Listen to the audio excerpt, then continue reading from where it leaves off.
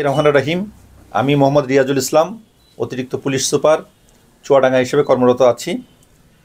গত 1 ডিসেম্বর 2024 চুয়াডাঙ্গা শহরে জাহাঙ্গীর আলমের কাছ থেকে তার ইজি বাইক একটা ছিনতাই করে নিয়ে যায়।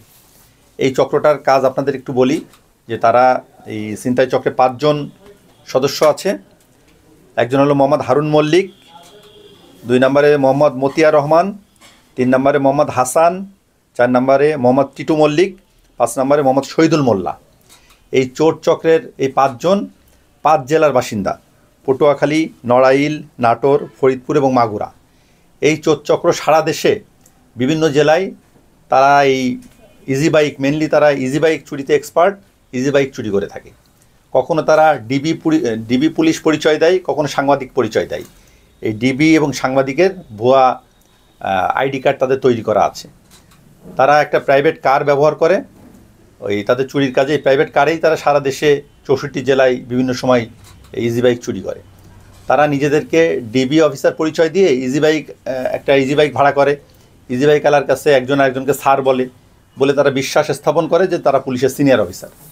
একসময় ইজি বাইক আলাকে রাস্তার পাশে দাঁড়াতে বলে আমরা এই দোকান থেকে একটু নিয়ে আসো, সিগারেট, চানাচুর, বিস্কুট এগুলো নিয়ে আসো, টাকা দেয়। ইজি বাইক আলা বিশ্বাস করে, কথাবার্তা শুনে যে এরা মনে হয় পুলিশের বড় অফিসার, কথা শুনে ওই দোকানে চানাচুর বা সিগারেট আনতে যায়।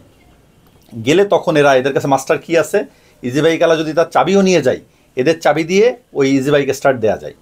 ইজি বাইক স্টার্ট দিয়ে এরা গাড়ি, প্রাইভেট কার যেটা থাকে এদের সাথে চুরির জন্য, সেই প্রাইভেট কারও টান দেয় এবং ইজি বাইক নিয়েও তারা সটকে পড়ে।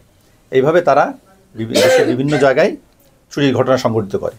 গত 1 ডিসেম্বর 2024 চুয়াডাঙ্গা সদর থানা এলাকায় এরকম চুরির ঘটনা ঘটলে ভুক্তভোগী ভিকটিম জাহাঙ্গীর আলম, তার একমাত্র আয়ের অবলম্বন এই ইজি বাইক।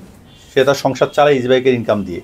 সে থানাতে এসে অভিযোগ জানায় এবং মূর্ছা যায়, অজ্ঞান হয়ে যায়, যেহেতু তার একমাত্র অবলম্বন ছিল ইজি বাইক। তারপরে আমরা আমাদের এসপি স্যারকে ঘটনা ওসি সাহেব জানান।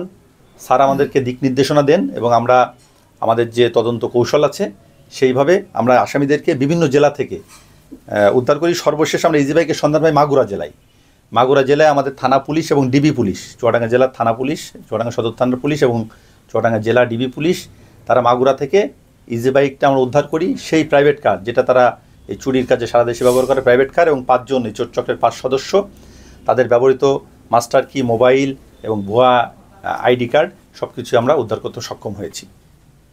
এ সংক্রান্তে চুয়াডাঙ্গা সদর থানায় মামলা রুজু হয়েছে এবং আমরা তদন্ত শেষ করে আদালতে আসামিদেরকে দ্রুতই আমরা সোপর্দ করব।